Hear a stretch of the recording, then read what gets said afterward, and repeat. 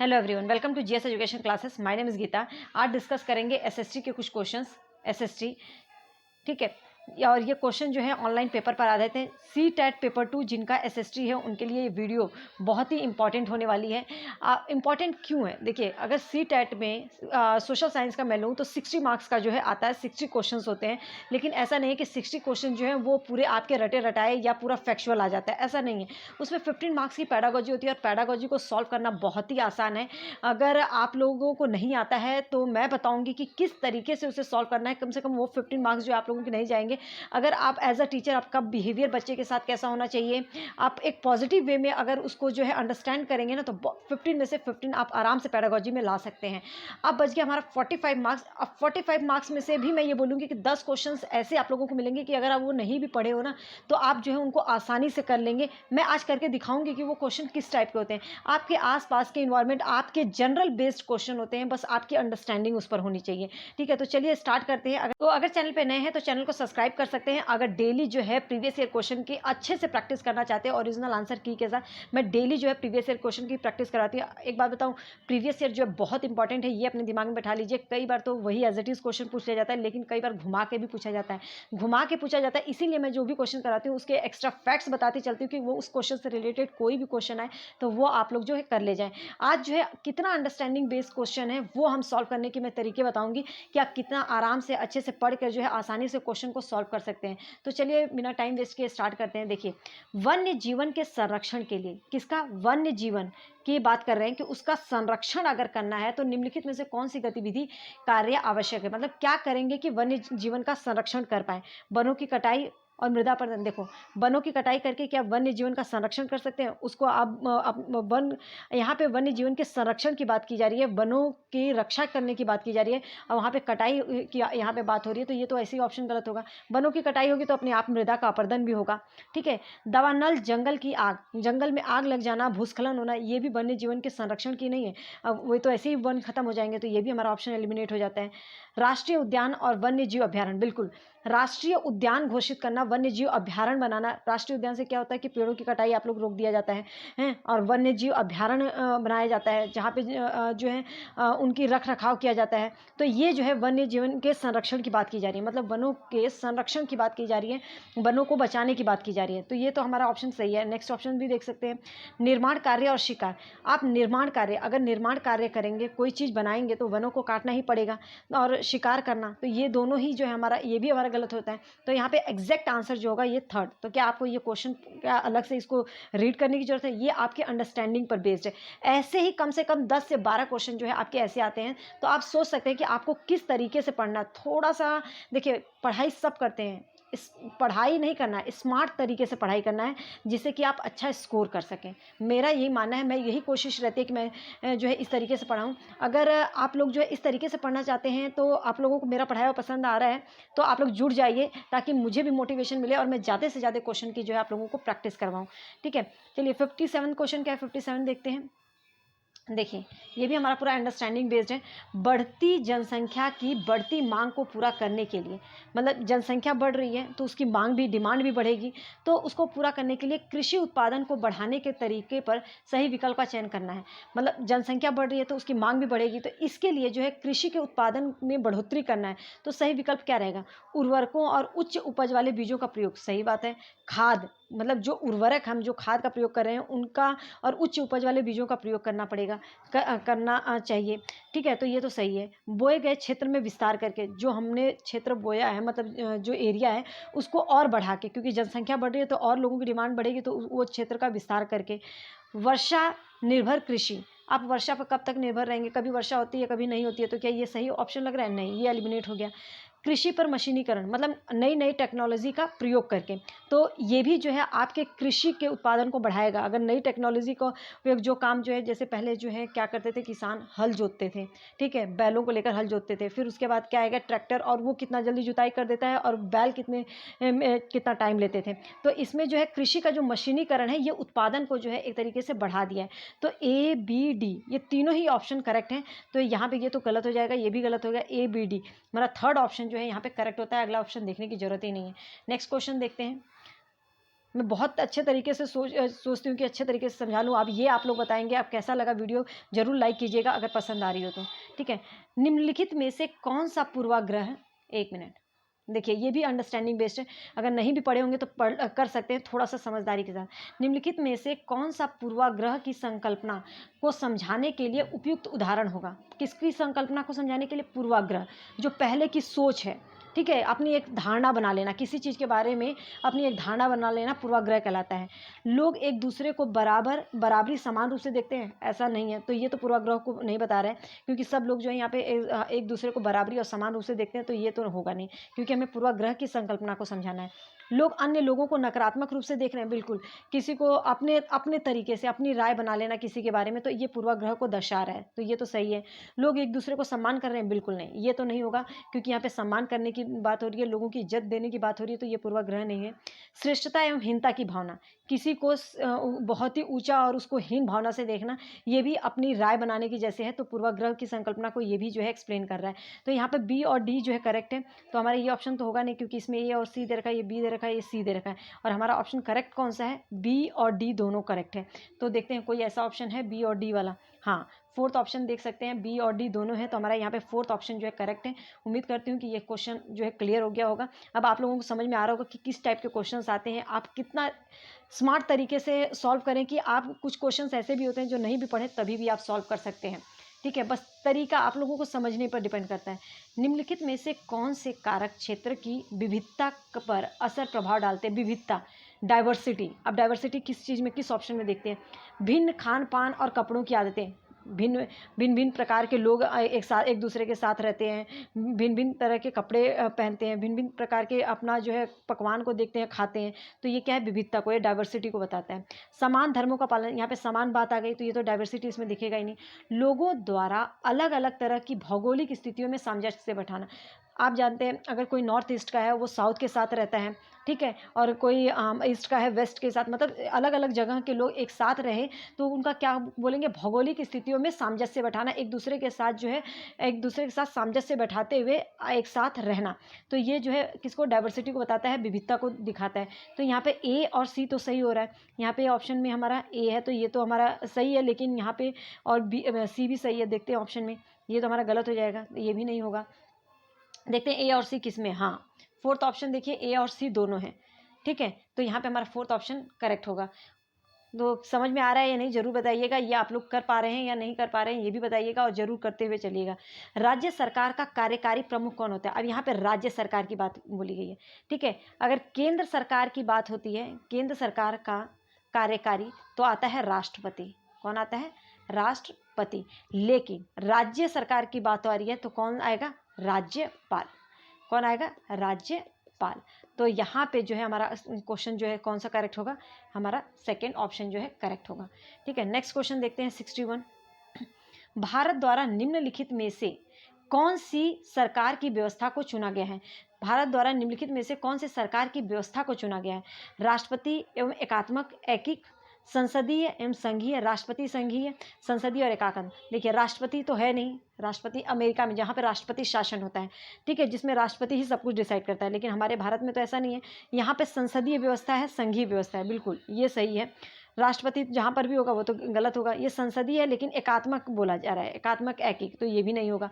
भारत में जो राज्य व्यवस्था है, भारत की जो सरकार की व्यवस्था जो चीज़ को चुनता है वो संसदीय व्यवस्था है, संघीय व्यवस्था है, ठीक है, इसलिए बोलता जाता है भारत जो है राज्यों का संघ है, तो यहाँ पे सेकंड ऑप्शन जो है हमारा करेक्ट होगा।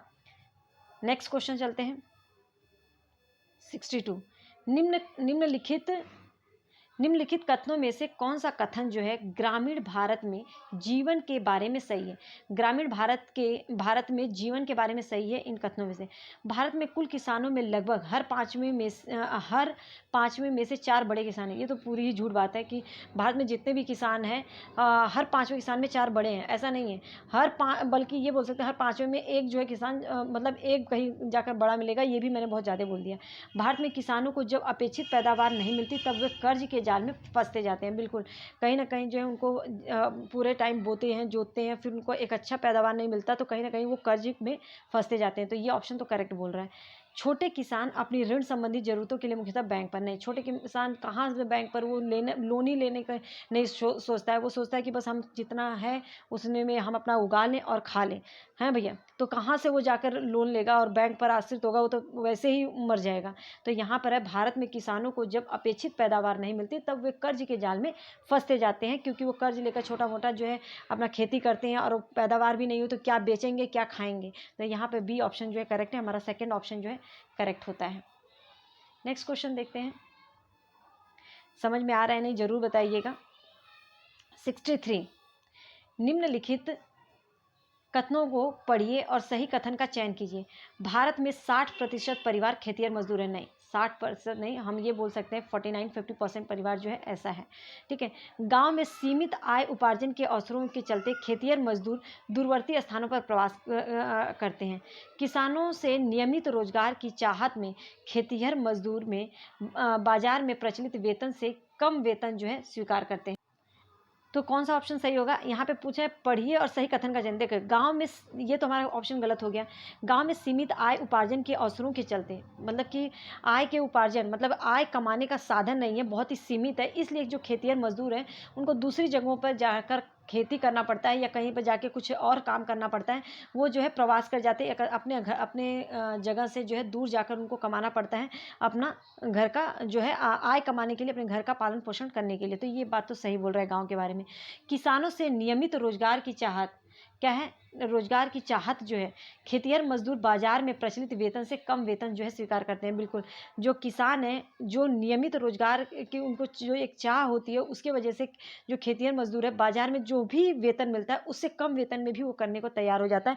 ये पूरा जो है यहाँ की सच्चाई है। तो यहाँ पे बी और सी ऑप्शन दोनों करेक्ट है। देखते हैं, ये तो होगा नहीं, बी तो सही है, लेकिन हम आगे देखते हैं बी और सी जिसमें दोनों आ रहा है। ठीक है, थर्ड ऑप्शन। नेक्स्ट क्वेश्चन देखते हैं, 64, किसी देश में प्रजातंत्र की मजबूती के लिए आवश्यक क्या है? प्रजातंत्र, प्रजातंत्र का मतलब तो समझते होंगे, प्रजा का तंत्र, जहाँ पे जनता का शासन होता है उसे बोला जाता है प्रजातंत्र। याद रखिएगा, जनता का शासन प्रजातंत्र, प्रजा का शासन मतलब प्रजातंत्र कहलाता है। ठीक है, कई बार आ जाता है जनतंत्र के बारे में। जनतंत्र किसे कहते हैं? जनता का शासन। नियमित रूप से चुनाव का आयोजन होना, बिल्कुल। निर्णय प्रक्रिया में जनता की भागीदारी, बिल्कुल। जागरूक जनमत, बिल्कुल। समर्पित नौकरशाही, ये तो होगा नहीं। तो नियमित रूप से चुनाव का आयोजन होना और जो निर्णय प्रक्रिया उसमें जनता इन्वॉल्व हो, जनता की भागीदारी, जागरूक जनमत, ये जो है प्रजातंत्र का मतलब है। तो ये तीनों ही करेक्ट हैं, लेकिन आज के टाइम में क्या हो रहा है वो आप समझ सकते हैं। तो यहाँ पे ए बी सी तीनों ही सही है। ए बी डी दिया है, A B C, second option जो है करेक्ट है। आगे ऑप्शन में देखने की जरूरत ही नहीं है। ठीक है, जब एक चीज़ याद रखिएगा, यहाँ पे जो प्रजातंत्र बोला है, यहाँ पे देख रहे हैं ना प्रजातंत्र, कई बार यही क्वेश्चन घुमा के पूछ सकता है जनतंत्र। ठीक है, तो ये चीज़ याद रखिएगा, ये इसीलिए ये अंडरस्टैंडिंग बेस्ड क्वेश्चन, इसमें कुछ भी नहीं क्वेश्चनों में। नेक्स्ट, एक पुस्तक में स्त्रियों के चित्र गृहिणियों एवं घरेलू सहायिकाओं जो मेड है के रूप में, पुरुषों के चित्र अभियंताओं एवं पायलटों के रूप में है। इस चित्रण की ये चित्र क्या दिखाता है आप लोगों को? एक पुस्तक में जो स्त्रियों के चित्र जो है दिखाया गया गृहिणियों, हाउसवाइफ के रूप में, और घरेलू सहायिका मेड के रूप में, और पुरुष जो है अभियंताओं और पायलट के रूप में दिखाया गया। तो ये क्या दिखाता है? मतलब किसी के बारे में धारणा, स्त्री और पुरुष के बारे में एक धारणा बना दी गई है। तो क्या जेंडर सशक्तिकरण? ये तो होगा ही नहीं।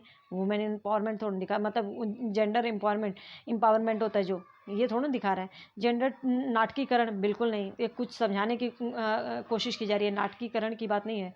जेंडर रूढ़िबद्ध धारणा बनाना, बिल्कुल, ये एक धारणा बना दिया कि स्त्री ऐसे और पुरुष जो है ये काम करेंगे और स्त्री का काम जो है ये। ठीक है, तो जेंडर रूढ़िवाद धारणा बनाना, तो ये थर्ड ऑप्शन जो है गलत है, सही है।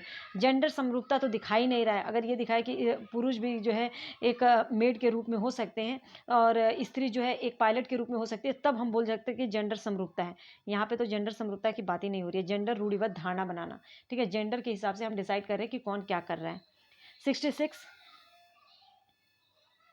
हाँ, निम्नलिखित कथनों को पढ़िए।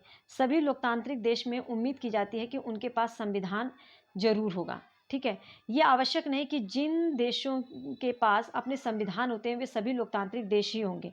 तो कौन सा सही है? देखिए, यहाँ पर दोनों ही सही है। क्यों दोनों सही है? क्योंकि यहाँ पे क्या बोला है कि सभी लोकतांत्रिक जो देश हैं उनसे उम्मीद की जाती है कि उनके पास अपना संविधान हो। बिल्कुल सही बात है। लोगों का तंत्र मतलब जनमत का यहाँ पे तंत्र होता है, जनता का शासन तो वो सोचते हैं कि हमारा अपना संविधान हो। तो ये बात तो सही बोल रहे हैं। ये आवश्यक नहीं है कि जिन देशों के पास अपने संविधान है वे सभी लोकतांत्रिक देश ही होंगे। ऐसा भी नहीं है कि उनके अपना संविधान है तो वो लोकतांत्रिक हो, ऐसा नहीं है। ठीक है, तो यहाँ पे दोनों ऑप्शन ही करेक्ट है। तो ए और बी देखो यहीं पर ये पहला ही ऑप्शन हमें मिल गया। ये तो होगा नहीं, ये भी नहीं होगा क्योंकि दोनों ही सही है। तो हमारा दोनों ऑप्शन आ जा रहा है 1 में। ठीक है, समझ में आ रहा है या नहीं ज़रूर बताइएगा, क्योंकि इसमें फैक्चुअल क्वेश्चन नहीं है, ये अंडरस्टैंडिंग बेस्ड है। बार बार बोल रही हूँ कि कुछ क्वेश्चंस अंडरस्टैंडिंग, ये आपकी समझ पर, आपने इतना जो है पढ़ाई की है, आप लोग बहुत समझदार हैं। हम पता है क्या है सबसे बड़ी बात कि हम अपने आप को कम में आंक लेते हैं। हमें बहुत कुछ पता होता है लेकिन हम जो है नर्वस हो जाते हैं कि नहीं हमें नहीं पता होगा।